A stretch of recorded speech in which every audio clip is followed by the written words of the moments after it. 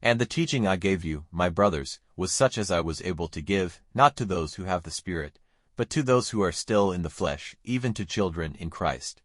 I gave you milk and not meat, because you were, then, unable to take it. And even now you are not able, because you are still in the flesh. For when there is envy and division among you, are you not still walking after the way of the flesh, even as natural men? For when one says, I am of Paul, and another says, I am of Apollos, are you not talking like natural men? What then is Apollos, and what is Paul?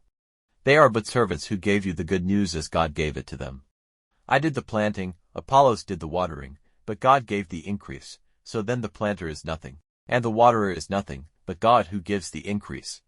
Now the planter and the waterer are working for the same end, but they will have their separate rewards in the measure of their work. For we are workers with God, you are God's planting, God's building. In the measure of the grace given to me, I, as a wise master builder, have put the base in position, and another goes on building on it. But let every man take care what he puts on it. For there is no other base for the building but that which has been put down, which is Jesus Christ. But on the base a man may put gold, silver, stones of great price, wood, dry grass, cut stems. Every man's work will be made clear in that day, because it will be tested by fire. And the fire itself will make clear the quality of every man's work. If any man's work comes through the test, he will have a reward. If the fire puts an end to any man's work, it will be his loss, but he will get salvation himself, though as by fire. Do you not see that you are God's holy house, and that the Spirit of God has his place in you? If anyone makes the house of God unclean, God will put an end to him. For the house of God is holy, and you are his house. Let no man have a false idea.